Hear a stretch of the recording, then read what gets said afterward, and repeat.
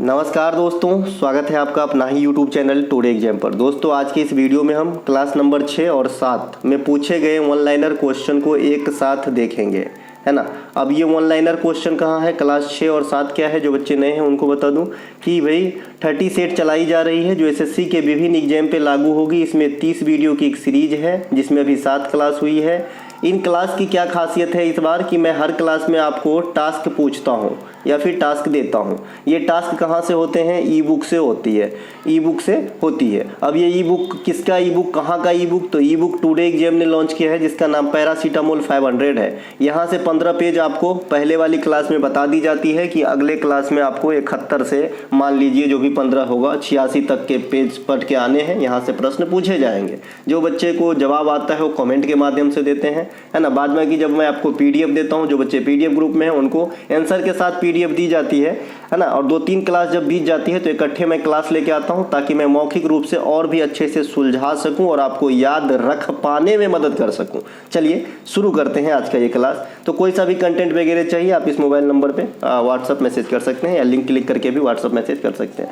मेरी तरफ से सलाह है, जो बच्चे एसएससी की एग्जाम देना चाहते हैं ये दोनों जो है कंटेंट पढ़ें, एक तो ई बुक पर है और एक ये 30 सेट वाला में जुड़े रहे, देखें, पढ़ें, है ना। आपकी एग्जाम एकदम बेस्ट से बेहतर होगी, कोई दिक्कत नहीं होने वाली है, ठीक है भाई। इसके अलावा एक खुशी की खबर कि ये जो ई बुक है ये हिंदी में पहले लॉन्च हुआ था, अब इंग्लिश में भी अवेलेबल है। तो जो बच्चे इंग्लिश के लिए वेट कर रहे थे वो अब ले सकते हैं, इंग्लिश में भी लेके आप पढ़ सकते हैं। और कहे कि इंग्लिश वाले और ज़्यादा बेहतर है, जो हिंदी में पढ़ लिए उनको भी इंग्लिश वाला पढ़ना है। सबसे बड़ी ये बात है कि जो हिंदी में खरीदे थे उनको इंग्लिश के लिए पे नहीं करना है, इसीलिए मैं ग्रुप बना दिया था कि कौन कौन खरीद रहा है, उनको ऐसे ही दे दी गई है। और जो बच्चे नए खरीदना चाहते हैं वो खरीद सकते हैं। चलिए शुरू करते हैं, है ना। और जो इंग्लिश वाली है उसमें मई तक की जो भी अपडेट है वो सब भी इंक्लूड मैं कर दिया हूँ। इस बार बेशक प्रयास कर रहा हूँ कि आपको जो है जॉब दिलाया जाए, है ना। चलिए, अंतर्राष्ट्रीय ओलंपिक समिति में किस खेल को 2028 के लॉस एंजिल्स में होने वाली ओलंपिक में हरी झंडी दे दी है। देखिए सबसे पहले 2024 में ओलंपिक, सबसे पहले ओलंपिक कितने प्रकार की, तो ओलंपिक भैया सबसे पहले एक तो ग्रीष्मकालीन होती है, फिर एक ग्रीष्मकालीन पैरा होती है, शीतकालीन होती है, शीतकालीन पैरा होती है। ये तो कुछ, एक युवा ओलंपिक भी होती है, उसकी बात हम अलग से करेंगे। और इंडिया में एक ग्रामीण ओलंपिक खेल का भी आयोजन होता है, ठीक है। ग्रामीण ओलंपिक खेल का भी आयोजन होता है, ये राजस्थान के अंदर होता है, ठीक है। तो इसकी बात हम अलग करेंगे, कर लिए। और ये 4 प्रकार के बेसिक ओलंपिक का फॉर्मेट, उसके अलावा आप युवा ओलंपिक भी देखें, ठीक है। तो 2024 में भी ओलंपिक होने वाली है ग्रीष्मकालीन वाली। तो ये कहाँ पे होंगे, तो ये आपके पेरिस के अंदर होंगे। कहाँ पे होंगे, पेरिस के अंदर। पेरिस जो है ये फ्रांस की राजधानी है, जिसे सुंदरियों और सुरा का शहर भी कहा जाता है। यहीं पर आप एफिल टावर को भी देखेंगे और यूनेस्को का मुख्यालय भी देखेंगे, ठीक है। ये तो हो गई भाई आउटसाइडर बात। अब आता है आंसर की बात कि भाई किससे शामिल किया जाएगा लॉस एंजिल्स में। तो cricket, baseball, softball, flag football, squash और लैक्रोस, इन सभी को शामिल किया जाएगा। देखिए स्क्वैश से एक और नए क्वेश्चन यहाँ पे बन रहे हैं कि जो खेलो इंडिया यूथ गेम 2024 जो आपका चेन्नई के 4 शहरों में कराए गए, तो इसमें भी स्क्वैश खेल को पहली बार शामिल किया गया। यह भी एक VVI पॉइंट है आपके लिए, ठीक है भाई। मेरे क्लास में आप हिस्ट्री से जो है अर्थशास्त्र में जा सकते हो, अर्थशास्त्र से जीव विज्ञान में जा सकते हो, कहीं से कहीं मैं बोलना स्टार्ट करता हूँ, बस आपको सुनना है, बोरियत फील नहीं करना है। जो चीज़ बताऊँगा कोई चीज़ फालतू का तो बताऊँगा ना, हाँ ये ज़्यादा है, मैं फैक्ट बहुत ज़्यादा देने लगता हूँ, तो आपको सहना है, बर्दाश्त करना है, सीखना है ना। जनगणना 2011 के अनुसार देश में सबसे बड़ी जनजातीय समुदाय कौन सी है। देखिए जनजातीय समुदाय कभी रहा था, है ना, कि भाई सबसे बड़ा जनजातीय समुदाय जो है गोंड हुआ करता था, लेकिन अब ये मामला पलट गया 2011 में। जो सबसे बड़ी जनजातीय समुदाय उभर कर आई ये भील जनजाति की आई। किसकी आई, भील की आई। दूसरा स्थान पे अभी भी गोंड बना हुआ है। तो आपको क्या आंसर देना है, भील आंसर देना है। जैसे कि मैंने आपको बहुत बार बताया है कि जो किताब आप प्रैक्टिस सेट का खरीदते हो मार्केट में, है ना, उसमें क्या होता है कि इधर का क्वेश्चन इधर कर दिया, इधर का क्वेश्चन इधर कर दिया। जनरली यही करता है, क्योंकि एक बार कोई भी आदमी अपना किताब छपवा लेने के बाद में उनके लिए इजी हो जाता है, क्योंकि सब चीज तो तैयार ही रहता है, बस मामला को घुमाना फिराना है। ये एग्जाम आया तो उसका प्रोस्पेक्टस ऊपर लगा दो, ये आया तो ये लगा दो।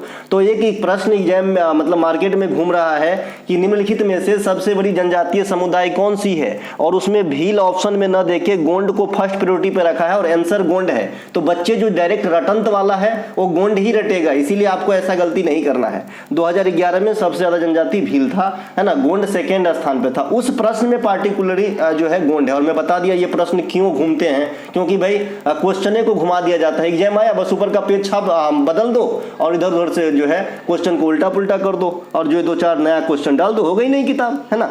इसके अलावा जो आपका एसटी कैंडिडेट है 2011 के अनुसार वो सबसे ज्यादा कहां पे है, एमपी के अंदर है। और जो मैंने बताया था कि भाई एससी जनजाति की तादाद सबसे ज्यादा कहां पे है, यूपी के अंदर है। देखिए 2-4 दिन पहले जो है टेलीग्राम ग्रुप में बच्चे लोग जो है एक क्वेश्चन सुलझाने की प्रयास कर रहे थे। सबसे पहले जनगणना और किसी भी चीज को आपको 2 तरीके से समझना होगा। एक तो तादाद ज्यादा हैं और एक परसेंटेज के अनुसार ज्यादा हैं। ये दोनों जो है बहुत ज्यादा डिफरेंस वाली चीज है। जैसे अगर मैं कहूं कि भाई उत्तर प्रदेश में सबसे ज्यादा ग्रामीण जनसंख्या है और हिमाचल प्रदेश में सबसे ज्यादा ग्रामीण जनसंख्या प्रतिशत है, ये दोनों अलग अलग क्वेश्चन है, अलग अलग आंसर है।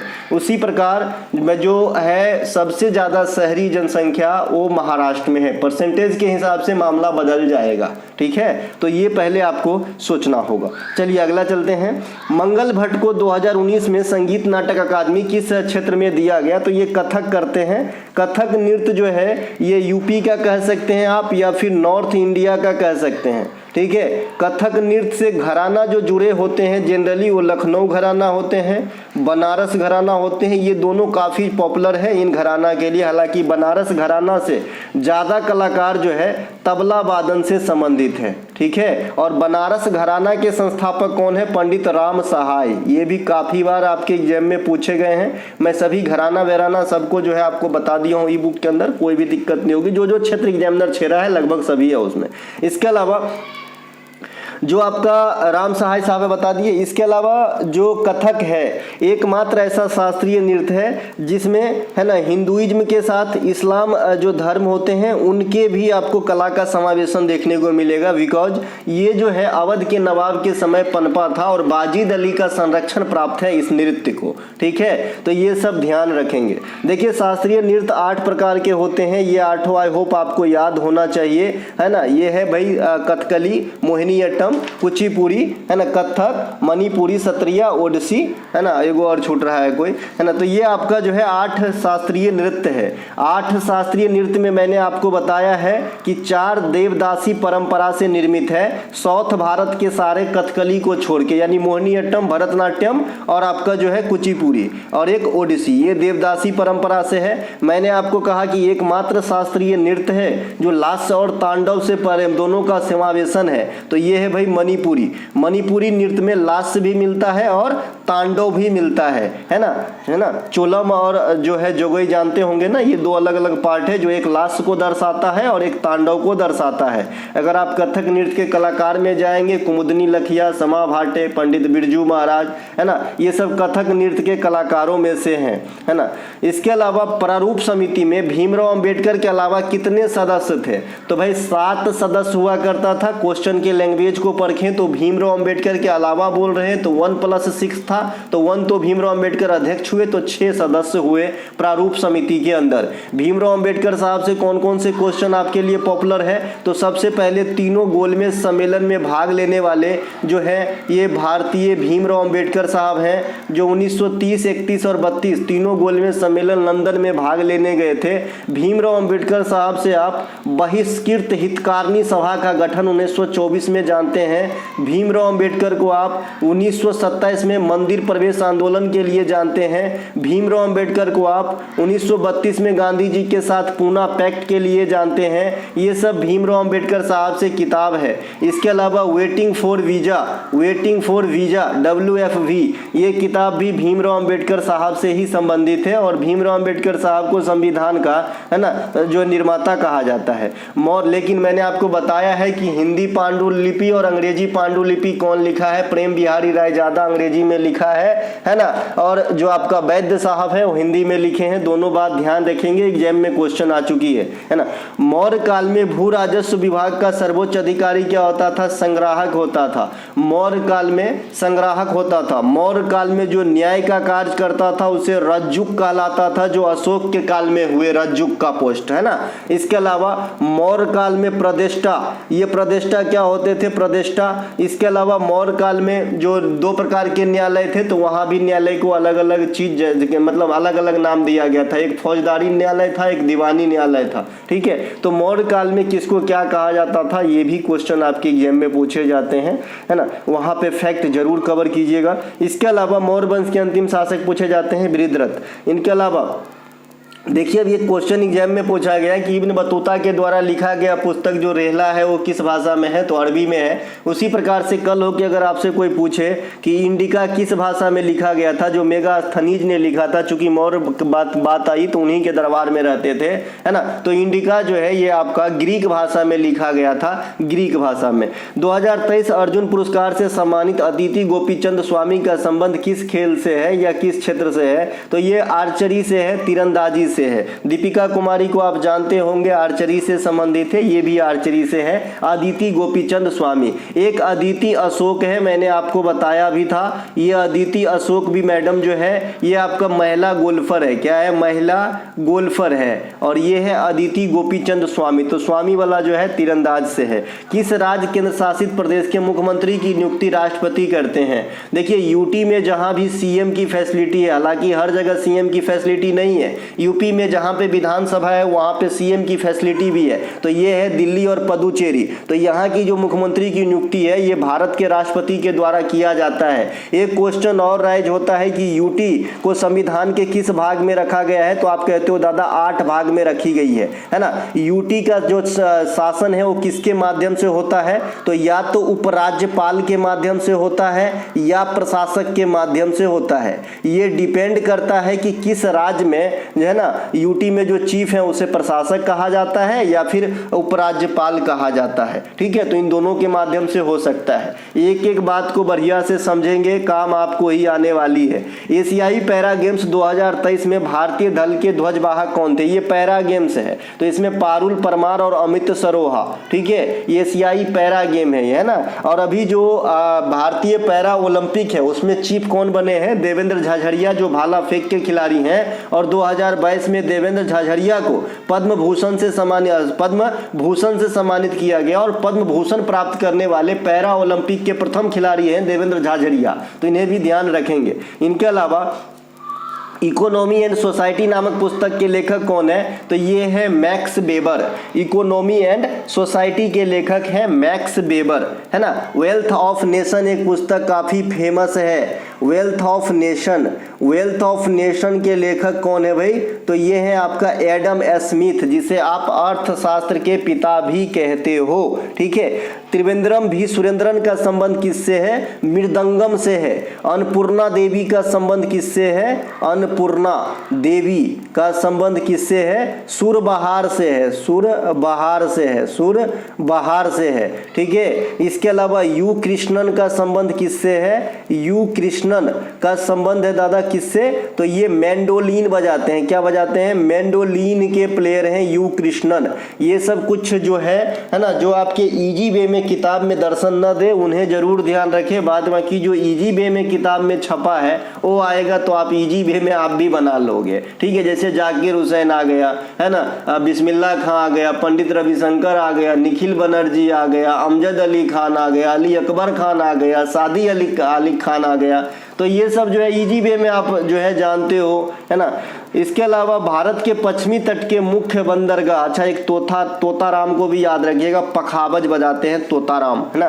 भारत के पश्चिमी तट के मुख्य कृत्रिम बंदरगाह कौन है? अब ये पश्चिमी तट लगा के आंसर बदल दिया है, नहीं तो चेन्नई आंसर होने वाला था कृत्रिम बंदरगाह में, ठीक है। तो चेन्नई यहाँ पे नहीं होगा, बहरहाल यहाँ पे क्या होगा? यहाँ पे जेएनपीटी होगा। इस जेएनपीटी का फुल फॉर्म भी मैंने अग्निवीर के एग्जाम में पूछते देखा है। ये जेएनपीटी का फुल फॉर्म होता है दादा जवाहरलाल नेहरू पोर्ट ट्रस्ट, ठीक है। इसके अलावा जो आपका ये पश्चिमी तट के मुख्य कृत्रिम बंदरगाह है, आएगी तो बताना, वो खेलने गई है।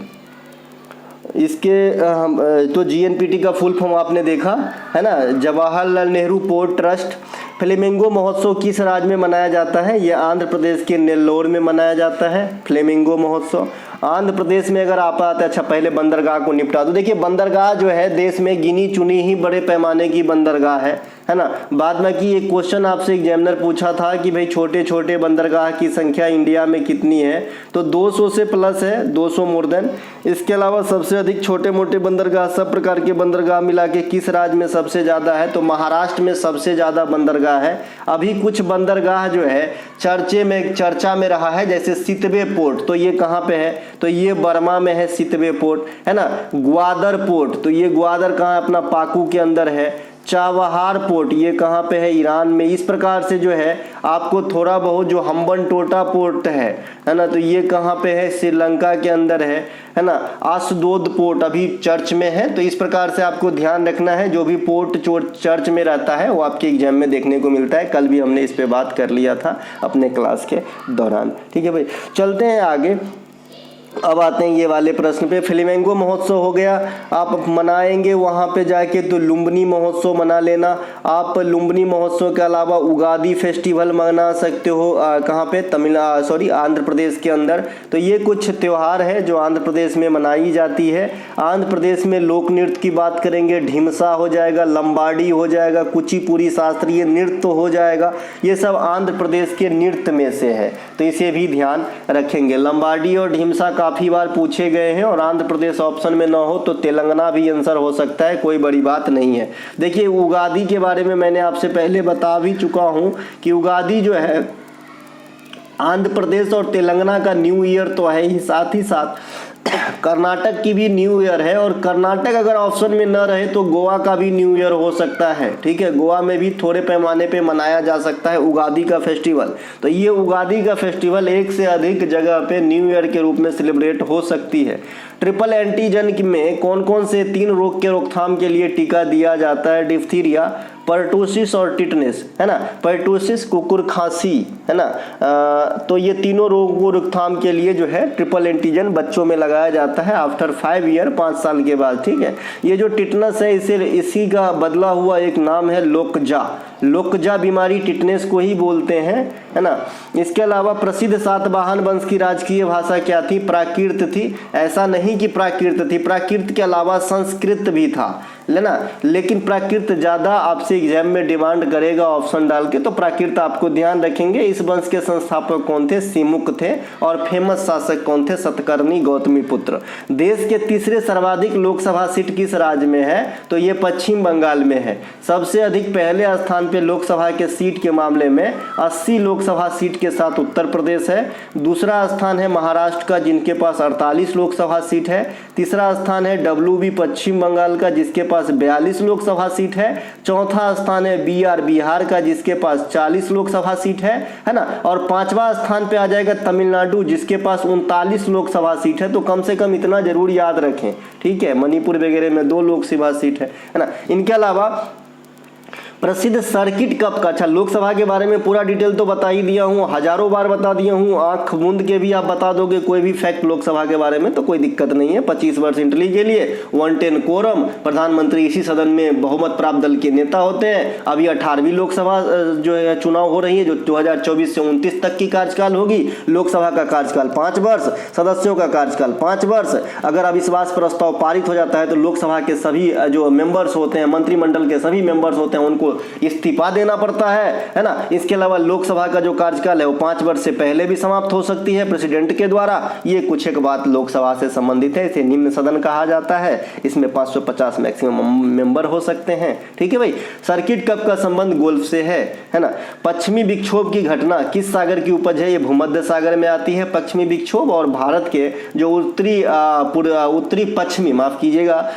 पश्चिमी जो भाग है वहां पे शीतकाल में वर्षा कराने के लिए जिम्मेदार अनिवार्य है, क्योंकि शीतकाल में रबी की फसल इंडिया में हो रही होती है, तो रबर की फसल के लाभ पहुंचाता है पंजाब हरियाणा में। डिस्पोजल पर्सनल इनकम निकालने हेतु इनकम में क्या घटाया जाता है? तो डिस्पोजल पर्सनल इनकम निकालने हेतु जो डायरेक्ट टैक्स है, जैसे आप एक सैलरीड पर्सन हो, आपको 50K जो है सैलरी दिया सरकार, तो इसमें से जो आपका डिस्पोजल पर्सनल इनकम आपका जो बनेगा, जो भी आप सरकार को इनकम टैक्स पे करोगे वो घटा के जो भी आपका होगा वो आपका होगा। ठीक है, यानी डायरेक्ट टैक्स मतलब यही आ जाता है भाई, इनकम टैक्स वगैरह डायरेक्ट टैक्स में आता है। जीएसटी वगैरह इनडायरेक्ट टैक्स के उदाहरण है ना। डायरेक्ट टैक्स क्या है, इनडायरेक्ट टैक्स क्या है, मैं आपको पहले भी कई दफा बता चुका हूँ। ठीक है, कि ये क्या होता है। जैसे आप एक साबुन खरीदते हो तो उस पर मैक्सिमम रिटेल प्राइस लिखा होता है, वो जो प्राइस आप पे करते हो उसमें टैक्स इंक्लूड होता है। वो पैसा आप किसको देते हो? दुकानदार को देते हो। वो दुकानदार जो भाया वाया करते करते कहाँ जाता है? मैन्युफैक्चरर के पास जाता है। वो मैन्युफैक्चरर चुकाएगा टैक्स, है ना। तो ये इनडायरेक्ट टैक्स है जो भाया वाया चुका जाता है। और डायरेक्ट टैक्स सैलरी आपको मिला, आप ही दोगे, तो बीच में कोई बिचौलिया नहीं है, तो इसीलिए इसे डायरेक्ट टैक्स कहा जाता है। ठीक है, आईसीसी अंडर 90 पुरुष वर्ल्ड कप के विजेता पहली बार कब बने थे? तो 2000 में बना था। 5 बार जो है इंडिया जीत चुका है आईसीसी अंडर 19 वर्ल्ड कप। इसमें कप्तान मोहम्मद कैफ भी रहा है, विराट कोहली भी रहा है, यश धुल भी रहा है, पृथ्वी शॉ भी रहा है, इस प्रकार से। और 2024 में जो ये वाला टूर्नामेंट हुआ है ना, ये साउथ अफ्रीका में हुआ। अब विजेता कौन रहा? तो ऑस्ट्रेलिया रहा। और विजेता कौन रहा? तो इंडिया रहा। इंडिया टीम के कप्तान कौन थे? उदय सहारन भाई साहब। कौन थे? उदय सहारन। उदय सहारन थे इसके कप्तान, है ना। उदाहरण नहीं, सहारन है ये, है ना। तो ध्यान रखेंगे। इसके अलावा भारत में पहली बार तारापुर की जो परमाणु घर है पहला, वो कब स्थापना हुआ था? तो 1969 में हुआ था तारापुर की स्थापना। 1969 में बैंकों की राष्ट्रीयकरण पहली बार 14 बैंकों की। 1969 में आपकी इसरो की जो है एस्टेब्लिशमेंट होती है ना। 1969 में मानव चांद पे जाते हैं। ये सब कुछ बातें 1969 में दादा साहब फाल्के पुरस्कार की शुरुआत होती है। ये सभी की सभी चीज 1969 में ही होती है। ठीक है, बास्केटबॉल खेल में कोर्ट की चौड़ाई कितनी होती है? बास्केटबॉल खेल में कोर्ट की चौड़ाई कितनी होती है? तो ये 15 मीटर होती है कोर्ट की चौड़ाई बास्केटबॉल खेल में। बास्केटबॉल खेल में खिलाड़ियों की संख्या कहेंगे तो 5 गो खिलाड़ी होगा। वॉलीबॉल में 6 गो खिलाड़ी होता है, बेसबॉल में 9 गो खिलाड़ी होता है। ठीक है भाई, तो ये कुछ। फुटबॉल में 11 गो, रग्बी फुटबॉल में 15 गो, है ना। तो ये सब कुछ बॉल वाला खिलाड़ी है, जिसे जरूर ध्यान रखें।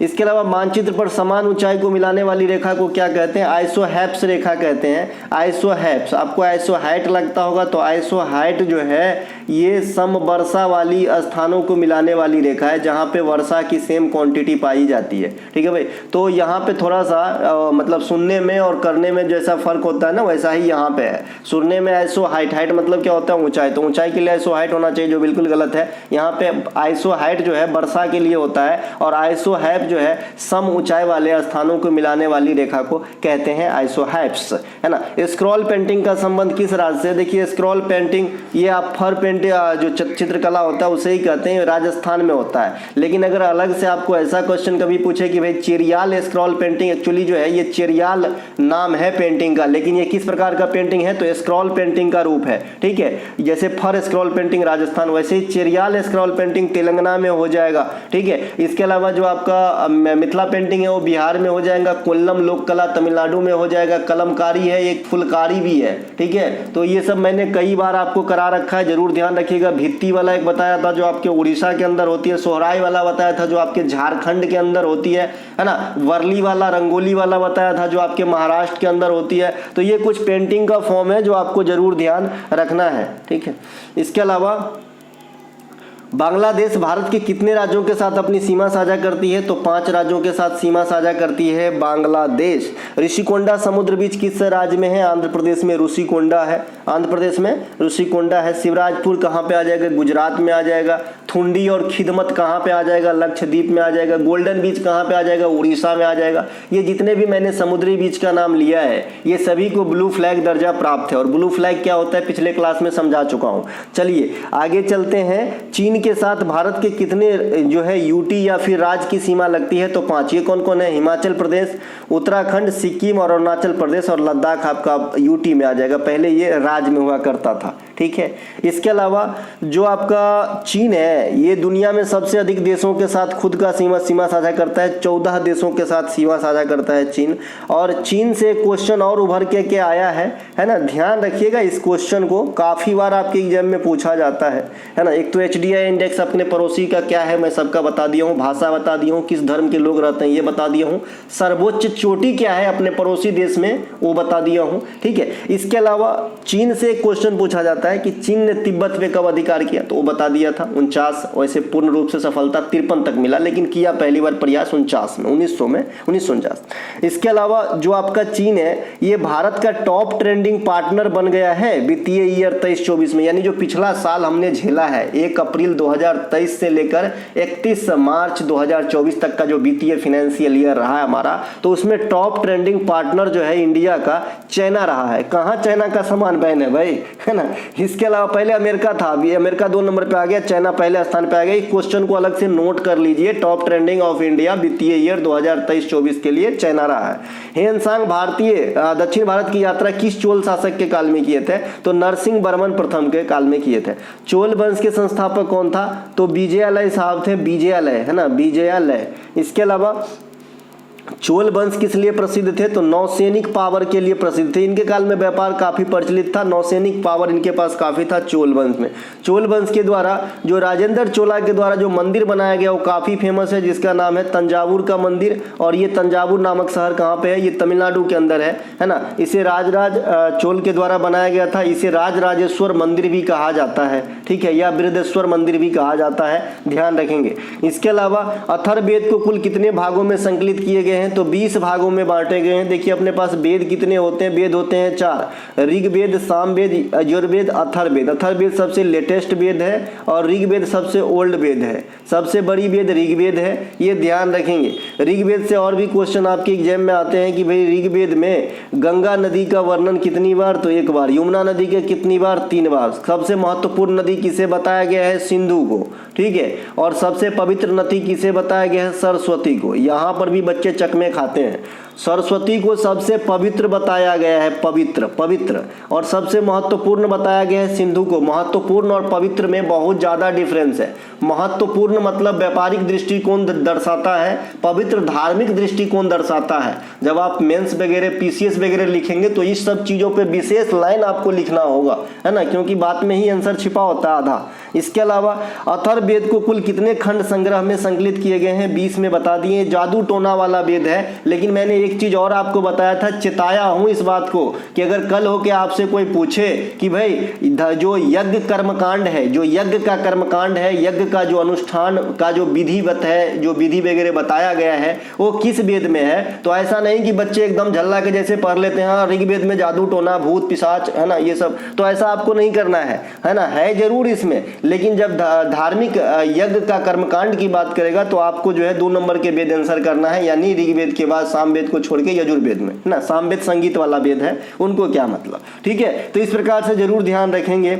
इसके अलावा पारुल चौधरी जिन्होंने गोल्ड मेडल प्राप्त की थी, किस खेल से संबंधित है, आपको याद होगा उत्तर प्रदेश के CM योगी आदित्यनाथ साहब ने इन्हें सरकारी महकमे में एक बड़े पोस्ट से भी जो है ना सम्मानित किए थे, पोस्ट दिए थे भाई, है ना। डिप्टी CM, डिप्टी जो है आपका SDM वगैरह का, ऐसा मुझे भी याद नहीं आ रहा है, लेकिन बड़े लेवल का पोस्ट दिए थे, है ना, यूपी में, ठीक है। तो ये गोल्ड मेडलिस्ट है, ये धावक है, महिला, है ना, धावक है, जिन्होंने 5000 मीटर की रेस क्वालिफाई किया था, गोल्ड भी जीती थी। इनके अलावा किस प्रकार की अर्थव्यवस्था में सरकार की पकड़ मजबूत नहीं होती, अब यहाँ पे आपसे पूछ रहा है कि जो अर्थव्यवस्था का फॉर्मेट होता है, जैसे मिश्रित अर्थव्यवस्था हो गया, समाजवादी अर्थव्यवस्था हो गया, पूंजीवादी अर्थव्यवस्था हो गया, लिबरल वगैरह, तो किस अर्थव्यवस्था में जो है आपका, है ना, सरकार की पकड़ मजबूत नहीं होती है, यानी सरकार की ज्यादा नहीं चलती है, तो ये भैया पूंजीवादी अर्थव्यवस्था। पूंजीवादी अर्थव्यवस्था का जो सबसे जीता जागता कंट्री है ये है USA, सबसे बड़ा कंट्री। इसमें क्या होता है, इसमें सामाजिक कल्याण को कम ध्यान रखा जाता है, लाभ की अधिक अपेक्षा रखी जाती है, इसमें जो है प्राइवेट फर्म की बोला वाला होता है, सरकार में जो है कम नियम इस पे लागू या आरोपित कर पाते हैं, यानी सरकार की पकड़ कमजोर होती है पूंजीवादी अर्थव्यवस्था में। तो ये आपको ध्यान रखना होगा। ये अर्थव्यवस्था का कुछ फॉर्मेट है। एक दिन मैं बेरोजगारी वाला भी क्वेश्चन ऐसा तो कई बार पढ़ा चुका हूँ। बेरोजगारी की जो आपका परिभाषा है, चक्रीय बेरोजगारी, मौसमी मौसमी बेरोजगारी, प्रच्छन्न बेरोजगारी, यहाँ सबसे भी क्वेश्चन आते हैं। एक बार और एक्सप्लेन कर दूंगा कभी, ताकि आप ताज़ा हो जाओ, है ना। आजकल में जीडी की रिजल्ट आने वाली है, शायद जो बच्चे को जीडी का रिजल्ट हो, है ना, और अगर आपको लगे कि भाई टुडे एग्जाम जो है आपकी इस रिजल्ट, इस जर्नी में थोड़ा सा भी सहायक हो, तो आप मुझे अपनी, है ना, नाम और रिजल्ट भेज सकते हैं, है ना। इसके अलावा इल्बर्ट विधेयक कब लाया गया था? 1883 में लाया गया था। यह इल्बर्ट विधेयक जो किसके समय लाया गया होगा? तो रिपन के समय लाया होगा, क्योंकि 1881 से आप नियमित 10 वर्षों के अंतराल पे जनगणना करा रहे हैं, तो रिपन था उस समय, तो इसी के आसपास है, तो थोड़ा दिमाग भी दौड़ाइए। तो ये रिपन के समय आया था। रिपन ने काफ़ी कुछ अच्छा काम किया। ये भी जो है इंडिया के हित वाला विधेयक था। इस विधेयक में क्या हुआ था कि मान लीजिए कोई अंग्रेज आदमी है ना, उन्होंने कोई क्राइम कर दिया या फिर कोई गलती की है, तो जो भारतीय जजेस होते थे ना, उनकी सुनवाई सिर्फ, है ना, भारतीयों का ही करते थे, भारतीय जजेस। तो इंग्लैंड के आदमी अगर गलती की है तो इनका भी सुनवाई भारत के जज करे, इसीलिए यह बिल लाया गया था, जो विवादास्पद बिल साबित हुआ। ठीक है भाई, है ना। तो ये इंडिया के हित में था, है ना। तो ये आया था आपका 1883 के अंदर। खेलो इंडिया यूथ गेम 2024 तमिलनाडु के कितने शहर में कराए गए हैं? तो 4 शहर में। ये कौन कौन से हैं? चेन्नई, मदुरई, कमटूर और त्रिची। ये 4 शहर जरूर याद रखिएगा, बहुत बड़ा तोप नहीं है, चारों को आप एक सांस में याद रख सकते हैं। और यहाँ पे मैंने आपको बताया है कि स्क्वैश खेल को जो है पहली बार जगह दिया गया था, और इसी खेल के अंदर जो आपका सब सिंबलम्ब है, सिंबलम्ब, ये सिंबलम्ब मार्शल आर्ट फॉर्म है जो तमिलनाडु का है, इसे प्रदर्शनी खेल के तौर पे रखा गया था, इंट्रोड्यूस करवाया गया था। अब बहुत सारे बच्चे प्रदर्शनी खेल और ये खेल आप बोल रहे हो पहली बार जो है स्क्वैश को शामिल किया गया, है ना, और आप प्रदर्शनी खेल बोल रहे हो, क्या माजरा है सर? तो देखिए, जिस खेल को शामिल करता है उसमें मेडल इवेंट होगा, यानी स्क्वैश को शामिल किया तो इसमें मेडल इवेंट है, इसमें आप खेल के मेडल जीत सकते हो। और जो सिंबलम्ब है ये सिर्फ प्रदर्शन के खेल पे रखा गया, इसमें कोई मेडल इवेंट का जो है प्रतियोगिता अरेंजमेंट नहीं कराया गया। आप समझ रहे हैं? इसके अलावा हाँ, समझ गए भैया मेडल वाला खेल क्या होता है और प्रदर्शनी खेल क्या होता है। माइटोकॉन्ड्रिया में पाए जाने वाली राइबोसोम कितने एस प्रकार के होते हैं? 70 एस प्रकार के होते हैं। माइटोकॉन्ड्रिया को कोशिका का पावर हाउस कहा जाता है। इसके अलावा माइटोकॉन्ड्रिया सिर्फ यूकेरियोटिक कोशिका में पाई जाती है, प्रोकैरियोटिक कोशिका में नहीं पाई जाती है। प्रोकैरियोटिक कोशिका के बारे में मैंने आपको बताया था कि यह गरीब होता है, और गरीब जो है हमेशा एक न एक चीज़ कमी लगी ही रहती है। तो प्रोकैरियोटिक कोशिका जो है ना भाई, गरीबी की मजाक नहीं उड़ा रहा हूँ, ये सिर्फ याद करने के लिए बोल रहा हूँ, बाद में कि मैं अच्छी तरीके से जानता हूँ इन सब चीज़ों को, है ना। तो ये जो है प्रोकैरियोटिक कोशिका जो है गरीब होती है, और इसमें जो है ज़्यादा चीज़ों की अभाव लगी रहती है, जैसे केंद्रक नहीं होता, माइटोकॉन्ड्रिया नहीं होता, लाइसोसोम नहीं होता, राइबोसोम होता है। ठीक है, तो ये सब ध्यान रखेंगे। और ये प्रोकैरियोटिक कोशिका सूक्ष्म जीव में होता है ज़्यादातर, है ना, जैसे बैक्टीरिया वगैरह में होती है। इसके अलावा मरु महोत्सव ये राजस्थान के किस शहर में मनाया जाता है? तो ये जैसलमेर में मनाया जाता है मरु महोत्सव। देखिए, राजस्थान में काफ़ी वेरी करता है इस प्रकार के प्रश्न, और थोड़ा सा आपका चूक होगा तो आंसर गलत हो जाएगा। जैसे आपने पुष्कर मेला, है ना, पुष्कर मेला, ये पुष्कर मेला जो है इसे ऊंट मेला भी कहते हैं। क्या कहते हैं? ऊंट मेला भी कहते हैं। ये राजस्थान के अजमेर में लगती है। और मैंने आपको एक बताया है कि पुष्कर महोत्सव भी होता है। पुष्कर महोत्सव मतलब त्योहार टाइप से, तो ये आपका जम्मू एंड कश्मीर में होता है। तो पहला भैरी तो यहाँ किया पुष्कर नाम से 2 आंसर है, एक तो अजमेर में मेला होती है, दूसरा इसे ऊंट मेला कहते हैं, तीसरा जम्मू कश्मीर में पुष्कर महोत्सव होती है। इसके अलावा ऊंट मेला तो आप पुष्कर मेला को कह देते हो। एक अंतर्राष्ट्रीय ऊंट महोत्सव का आयोजन भी होता है जो बीकानेर में यानी राजस्थान में ही होता है। बीकानेरी भुजिया आपने बहुत खाया होगा, है ना। तो ये जो बीकानेर है यहाँ पे इंटरनेशनल कैमल फेस्टिवल या महोत्सव होता है, ICF होता है, इंटीग्रल कोच फैक्ट्री भी होता है। इसका फुल फॉर्म रेलवे के सामने इंजन में देखे होंगे लिखा हुआ रहता है ICF इंटीग्रल कोच फैक्ट्री, है ना। यहाँ से हट जाइए, यहाँ पे आइए। इंटरनेशनल कैमल फेस्टिवल जो होता है वो राजस्थान के बीकानेर में होता है। और जो पुष्कर मेला है उसे ऊंट मेला भी कह देते हैं, वो कहाँ पे आपका अजमेर के अंदर होता है। राजस्थान में हाथी महोत्सव भी होता है। ये हाथी महोत्सव जयपुर के अंदर होता है। जयपुर को आप पिंक सिटी कहते हो और चार दीवारी वाला शहर भी कहते हो, है ना, चार दीवारी वाला शहर भी कहते हो। तो ये कुछ एक बातें जरूर ध्यान रखें। यहाँ पे जुआरी नदी के मुहाने पे कौन सा बंदरगाह होगा? तो ये आपका मरमागुआ होगा। मरमागुआ से आप सबसे ज्यादा क्या जो है निर्यात करते हो? तो आयरन ओर की सप्लाई जो है है इसी बंदरगाह से सबसे ज़्यादा होती है, आयरन और लौह अयस्क। ठीक है, इसके अलावा ये कहाँ पे रहेगा, नाम से स्पष्ट, गोवा में है, ये गोवा में है। इसके अलावा भारत की दूसरी बार बैंकों का राष्ट्रीयकरण कब किया गया था पूछा है, यहाँ पे ईस्वी डिमांड है, तो 1980 लिखिएगा यहाँ पे। ठीक है, और कितने बैंकों का करा गया था, तो 6 बैंकों का। पहली बार बता दिए थे 1969 में कितने बैंकों का किया गया था, तो 14 बैंकों का। ठीक है, और दोनों बार किया गया था इंदिरा गांधी प्राइम मिनिस्टर के समय ही, है ना। देखिए 1980 ईस्वी जो है वो कौन सा पंचवर्षीय योजना में चलता रहेगा, तो छठी पंचवर्षीय योजना में चलेगा। क्यों, क्योंकि पता है कि 5वीं पंचवर्षीय योजना में क्या हुआ, अब जनता पार्टी की सरकार बन गई 1977 में, है ना। तो वहां पे मोरारजी देसाई साहब आए, तो जो योजना की अवधि थी 74 से 78, है ना, इसको ब्रेक करके, है ना, आपका 77 से 83, माफ कीजिएगा 78 से 83 रोलिंग प्लान रख दिया। ठीक है, लेकिन फिर से तख्ता पलट हुई, कांग्रेस के हाथ में सरकार गई, और जो 78 से 83 के लिए रोलिंग प्लान रखा गया था इसे 80 में ही ब्रेक कर दिया, है ना। और फिर से एक नई योजना 80 से 85 के लिए छठी पंचवर्षीय योजना चली। तो वहां पे ईस्वी जो आप लगातार 5-5 वर्ष जोड़ के योजना बढ़ा देते हो वो दिक्कत हो जाएगा, यहाँ पे उतार चढ़ाव देखने को मिला है। ठीक है, इसके अलावा किस मुगल बादशाह का उपनाम बहादुर शाह प्रथम था, मोहम्मद मुअज्जम का उपनाम जो है बहादुर शाह प्रथम था, जिन्होंने 1707 में आफ्टर औरंगजेब के बाद जो है आपका गद्दी संभाला था। तो इसे भी ध्यान रखेंगे, मोहम्मद मुअज्जम हो गया, है ना। ये मुगल बादशाह में कई उपनाम है, सलीम हो गया, जलालुद्दीन हो गया, जहीरुद्दौला हो गया, इस प्रकार से, है ना। इसके अलावा शाहजहां का क्या नाम था, खुर्रम, इस प्रकार से, है ना भैया, ध्यान रखेंगे। अगला प्रश्न है, व्यय विधि से जीएनपी के गणना में किसे शामिल नहीं किया जाता, तो मूल्यह्रास व्यय को आप शामिल नहीं करते हो जब आप जीएनपी कैलकुलेट कर रहे होते हो व्यय विधि से, है ना भाई। तो इसे ध्यान रखेंगे, जीएनपी के कैलकुलेशन जब आप व्यय विधि से करोगे तो उस समय मूल्यह्रास व्यय को जो है ऐड नहीं करते हो।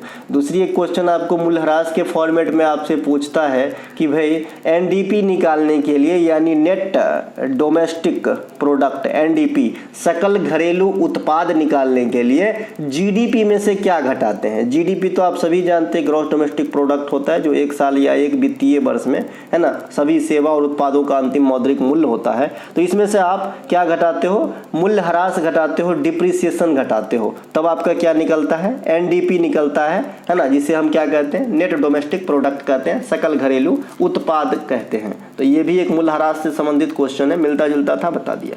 उमा शर्मा का संबंध किस नृत्य से है, कथक से है। कथक नृत्य से बता ही दिए थे कौन कौन कलाकार, कहाँ से उत्पत्ति हुई थी। इलाहाबाद की संधि 1765 में बक्सर के युद्ध में हार के बाद होती है। बक्सर के युद्ध कब होती है, 1764 में होती है। इंडिया की तरफ से मुगल बादशाह की सेना, अवध की सेना, और आपका जो है बंगाल के नवाब की सेना, और उधर अंग्रेज के तरफ से हेक्टर मुनरो की सेना, है ना, दोनों लड़े थे। बक्सर बिहार में है, 1764 हार हो गई। 1765 में इलाहाबाद की संधि होती है, लेकिन जो 1764 में अंग्रेज होते हैं ना, वो होते हैं भैया आपका हेक्टर मुनरो। कौन होते हैं, हेक्टर मुनरो। तो उस हिसाब से संधि तो हेक्टर मुनरो के साथ होनी चाहिए, लेकिन नहीं, संधि जो है प्लासी के युद्ध के जो अंग्रेज थे, रॉबर्ट क्लाइव, 1757 में प्लासी का युद्ध होता है, इसके ईस्वी पूछे जाते हैं, और बक्सर की कहा हमने 1764। ठीक है, तो रॉबर्ट क्लाइव के साथ और मुगल बादशाह शाह आलम द्वितीय के साथ जो है आपका इलाहाबाद की संधि 1765 में कराई गई थी। रणजी ट्रॉफी 23-24 के विजेता कौन है, तो 23-24 के विजेता भैया आपका उप विजेता पूछा है, माफ कीजिएगा, तो विदर्भ है, और विजेता कौन है, महाराष्ट्र है। इस बार क्या हुआ ना कि रणजी ट्रॉफी के फाइनल में दोनों महाराष्ट्र के टीम चला गया, मुंबई और विदर्भ, तो मुंबई जीत गया। अब विदर्भ महाराष्ट्र में वो रीजन है नागपुर साइड, है ना, तो ये हार गए। ठीक है, तो उप विजेता विदर्भ हो जाएगा, विजेता कहेगा तो मुंबई होगा।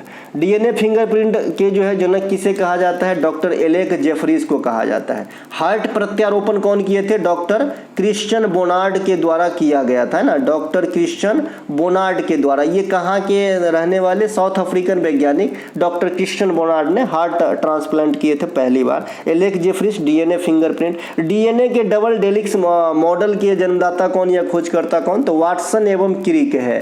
ठीक है, डीएनए इस प्रकार से आपने देखा है ना, इस प्रकार से रहता है, इस प्रकार से आपने देखा होगा, ये दो प्रकार से रहता है, बीच में कट्टिस लगा रहता है, इस प्रकार से डीएनए। ठीक है, इसे ही डबल दो दिख रहे हैं ना, डबल हेलिक्स बोलते हैं मॉडल। तो ये आपका वाटसन एवं क्रिक ने खोज किया था। इसके अलावा लॉन टेनिस में युगल खेल के लिए जो कोर्ट की चौड़ाई होती है ना, वो कितने फीट होती है? देखिए सिंगल के लिए तो 27 फीट होती है ना, लेकिन जो डबल होती है उसके लिए 36 फीट होती है। अगर आप 36 फीट को मीटर में कैलकुलेट करेंगे तो 10.97 मीटर होगा। ये तो हो गया जी आपका लॉन टेनिस। एक टेबल टेनिस में भी लंबाई चौड़ाई आपसे पूछा जाता है, तो टेबल टेनिस में लंबाई कहेंगे तो 2.74 मीटर होगा, और चौड़ाई कहेंगे तो आपका 1.525 1525 में याद रखा हूं, आप भी याद रख सकते हो 1525, इस प्रकार से 1.525 मीटर होता है। ठीक है, तो ये आपको लंबाई और चौड़ाई हो जाएगा किस चीज का भैया? टेबल टेनिस का, जो मनिका बत्रा खेलती है। ठीक है, इसके अलावा हाँ मनिका बत्रा टेबल टेनिस ही खेलती है, सही है। राज्य के जो डीपीएसपी है उसमें 14 वर्ष से कम उम्र के बच्चों के लिए शिक्षा का चर्च किस आर्टिकल के थ्रू है? तो आर्टिकल 45 में है। शिक्षा की चर्च और कहाँ पे है? तो 51 के 1-11 में है, जिसे जो सबसे आखिरी मौलिक कर्तव्य है और जिसे 2002 में 86वां संविधान संशोधन के द्वारा जोड़ा गया था। पहले 10 प्रकार के ही थे, यह 11वां मौलिक कर्तव्य है, तो इसमें भी शिक्षा का प्रावधान है। और 21 का ए, ये भी 86वां संविधान संशोधन के द्वारा जोड़ा गया था, जो मौलिक अधिकार के अंतर्गत वर्णित आर्टिकल है। तो ये तीनों ही आर्टिकल आपको क्या शिक्षा से संबंधित जानकारी देता है, जो बच्चे पे एप्लीकेबल होती है। इसके अलावा टिकुली लोक कला का संबंध किस राज्य से है? देखिए टिकुली लोक कला बिहार से है। मैं भी बिहार से हूं, लेकिन मैं कभी ये लोक कला होते नहीं देखा हूं। ठीक है, हाँ जो माथे में माता बहनें बिंदी लगाती है ना, उसे टिकुली जरूर बोलते हैं। गाँव घर में भी टिकुली ही बोलते हैं। जो बिंदी लगाते हैं ना, बिंदी जो लेडी लोग नहीं लगाती बिंदी, उसे टिकुली बोलते हैं। ठीक है, तो ये बिहार का है भाई, है ना। इसके अलावा विश्व आर्द्र भूमि दिवस 2024 का विषय क्या रखा गया था? आर्द्र भूमि एवं मानव कल्याण, है ना। आर्द्र भूमि एवं मानव कल्याण थीम रखा गया था। आप सभी जानते हैं आर्द्रता, जो विश्व आर्द्र भूमि दिवस है वो 2 फरवरी को मनाया जाता है, वर्ल्ड वेटलैंड डे। ये रामसर साइट को जो है याद करता है ना, बैठक का, है ना। रामसर साइट के तहत इंडिया में कितने साइट हो गए हैं? तो 80। और अगर आपसे कोई पूछे कि भाई 2024 में, है ना, वेटलैंड दिवस के अवसर पे कितने नए रामसर साइट इंडिया में जोड़े गए? तो 5। ये दोनों अलग अलग क्वेश्चन बनेंगे, अलग अलग आंसर देना है। पहले 75 था, 5 को ऐड किया गया, हो गया टोटल 80। लेकिन अगर पार्टिकुलर पूछे कि भाई इस साल यानी 2024 में कितने ऐड किए गए, तो फिर 5, है ना। सबसे नवीनीय धातु, ये परमाणु क्रमांक गोल्ड का कितना होता है पूछ रहा है? 79 होता है। इसका सूत्र होता है AU, इसे ऑरम कहते हैं। सोना इसलिए महंगा है क्योंकि 2-3 कारण है। सबसे पहले तो ये बहुत ज्यादा तन्य होता है। तन्य कहने का मतलब लचीला होता है, नमनीय होता है, तार के रूप में खींचे जाने वाली धातु होती है। वैसे धातु का गुण ही जो है तन्यता होता है। तन्यता किसके गुण है? धातु के गुण है। और भंगुरता किसकी गुण है? तो ये भाई अधातु की गुण है। भंगुरता किसके गुण है? अधातु की गुण है। जाके कोयला को हथौड़ी मारिए तो शेप में नहीं फूटेगा, कैसे भी फूट जाएगा, टूट जाएगा, है ना। तो भंगुरता होता है ना। तन्यता मतलब खींचा जाने वाली, ये धातु की गुण है। ये धातु और अधातु की प्रॉपर्टीज हमने थोड़ा सा आपको बताया है। तो तन्यता जो है ना गोल्ड का बहुत ज्यादा होता है। इससे आप एग्जाम्पल अनुमान लगा सकते हैं। जैसे अभी 60,000 रुपये मेरे ख्याल में 10 ग्राम सोने का भाव है। भाई अपन तो भाव मालूम ही कर सकते हैं खाली, है ना। तो 2 ग्राम सोना लेके आप अंगूठी बना लेते हो। अंगूठी कितना अच्छा दिखता है, जैसे लगता है ना 2 ग्राम से लोहा से कुछ ना बने, लेकिन सोना से बन जाए। तो इसकी तन्यता कैपेसिटी काफी ज्यादा है। इसका जो आपका सूत्र होता है ये AU होता है। परमाणु क्रमांक की बात करते हैं 79 होता है। और सबसे बड़ी खासियत ये फ्री स्टेट में पाया जाता है। फ्री स्टेट में क्या होता है, और जो आपका मिक्स्ड स्टेट है वो क्या होता है? तो फ्री स्टेट जो है, मुक्त अवस्था बोलते हैं इसे, ये हमेशा शुद्ध ही मिलेगा आपको। अगर कहीं पे आपको हाथ लगेगा ना तो शुद्ध ही लगेगा, है ना। जैसे आप नदी में भी, आप बहुत जगह सुने होंगे इस नदी में सोना पाया जाता है, कहीं से बह क्या रहता है, तो वहां भी शुद्ध ही मिलता है, जो भी कण मिलता है। हालांकि बालू में मिलता है, लेकिन ऐसा नहीं कि अब इसे जो है प्रोसेस करके शुद्ध करना पड़ेगा, वो शुद्ध ही रहता है। ठीक है, तो बहुत सारे चीज जो है प्रकृति में शुद्ध भी मिलते हैं। जैसे चांदी भी शुद्ध मिलते हैं। और तांबा का क्या गुण है? शुद्ध भी मिलता है और अशुद्ध भी मिलता है, यानी दोनों स्थिति दर्शाता है, संयुक्त और मुक्त दोनों अवस्था, है ना। ITCZ जोन भूमध्य रेखा के संदर्भ में कहाँ पाई जाती है? ये रहा आपका पृथ्वी, ये रहा आपका भूमध्य रेखा जिसे आप 0 डिग्री कहते हैं। इसके संदर्भ में क्या होता है? 5 डिग्री नॉर्थ और 5 डिग्री साउथ का जो क्षेत्र है इसे इंटर ट्रॉपिकल कन्वर्जेंस जोन यानी ITCZ जोन कहते हैं। ठीक है, ये निम्न दाब का केंद्र होता है। यहाँ वाली क्षेत्र का नजदीक वाला ज्यादा लिखा गया, भाई यहाँ पे इतना कम होगा 5 डिग्री इधर उधर। और 23.5 डिग्री उत्तर और दक्षिण तो जानते हैं, उत्तर वाले को कर्क रेखा और दक्षिण वाले को मकर रेखा कहते हैं, है ना। इसके अलावा जो आपसे क्वेश्चन और पूछा जाता है कि भाई जो भूमध्य रेखा पे सूर्य जो कितनी बार लंबवत चमकते हैं, तो आप कहते हो भाई 2 बार चमकते हैं। इसीलिए भूमध्य रेखा के आसपास की जो एरिया होता है वहाँ पे जो जनजीवन पाए जाते हैं, वहाँ ज़्यादा गर्मी पाए जाने के कारण जो है वहाँ के जो लोग होते हैं उनके त्वचा ब्लैक होता है, ठीक है। क्योंकि भाई जो चक्कर लगाते हैं सूर्य, ये मतलब यहाँ से जाएगा मकर रेखा से कर्क रेखा तक और फिर लौट आएगा, तो ये वाले पोर्शन में 2 बार पड़ता है, एक बार जाते समय, एक बार आते समय, ठीक है। ये हम बाद में भी विशेष चर्चा कर लेंगे किसी वीडियो में, अब ये लंबा होने लगा है वीडियो। बंगाल विभाजन किस दिन प्रभावी हुआ था? 16 अक्टूबर 1905 को। ये जो तारीख के साथ आपको याद रखना है, कुछ चीज तारीख के साथ ही जनरल आपसे डिमांड करता है ना, कि भाई गांधी इरविन समझौता कब हुआ था, बंगाल विभाजन कब लागू हुआ था, मुस्लिम लीग ने पाकिस्तान की मांग कब की थी, है ना, 1857 का विद्रोह कब भड़का था, है ना। ये जो मैं बोल पा रहा हूँ ऐसे आपको भी आना चाहिए। अगर आप मेहनत करते हो तो आपको भी इस प्रकार से समझ में आ जाएगी कि एग्जाम में क्वेश्चन कैसे आता है और अपने को कैसे तैयारी करना है जीके जीएस की, ठीक है। 16 अक्टूबर 1905। अगर आप कहेंगे कि भाई जो बंगाल विभाजन है ये कब इम्पोज किया गया था, तो 20 जुलाई को ही किया गया था, उसी साल 1905 में। और इसमें जो है यहाँ पे आपका अंग्रेज जो था वो कर्जन था, इसको निरस्त किया गया 1911 में। उस समय जो निरस्त किए थे उस समय लॉर्ड हार्डिंग थे। तो ये कुछ एक बातें ध्यान रखेंगे। काठी सामू मार्शल आर्ट किस राज्य की है? आंध्र प्रदेश की है। बहुत जगह का मार्शल आर्ट बता दिया हूँ, जैसे आपका है ना जो मणिपुर का काफी फेमस है थांगटा, है ना। लाठी बताया था, लाठी पश्चिम बंगाल का है। गतका पंजाब का है, गतका पंजाब का है। कलारी पट्टू जो है आपका साउथ भारत का, केरला वगैरह का है। मलखंभ ये आपका एमपी में चला जाएगा। और अगर एमपी में ऑप्शन नहीं है तो क्या रहेगा ऑप्शन? महाराष्ट्र ऑप्शन रहेगा। अच्छा, 2-3 दिन पहले अच्छा याद आया, एक बच्चे ने कमेंट किया है कि सर पेंच जो आपका नेशनल पार्क है या फिर टाइगर रिजर्व, ये आपका महाराष्ट्र में है ना कि एमपी में है ना कि महाराष्ट्र में है? भाई ये दोनों जगह है, सेम नाम है। जो महाराष्ट्र रीजन में पड़ता है वो महाराष्ट्र का है, जो मध्य प्रदेश क्षेत्र में पड़ता है वो मध्य प्रदेश का है। ये दोनों जगह एग्जिस्ट करता है पेंच नेशनल पार्क, ठीक है। तो इसे भी ध्यान रखेंगे, ये दोनों जगह है, ठीक है। ये इस वीडियो की लास्ट प्रश्न थी। अगर आपको अच्छी लगी है भाई तो लाइक कर देना। अगले वीडियो में हम मिलेंगे। अगर कोई सा भी कंटेंट चाहिए टुडे एग्जाम का, डिस्क्रिप्शन में लिंक दिया गया, आप लिंक क्लिक करके व्हाट्सएप के जरिए कंटेंट प्राप्त कर सकते हो। जय हिंद दोस्तों।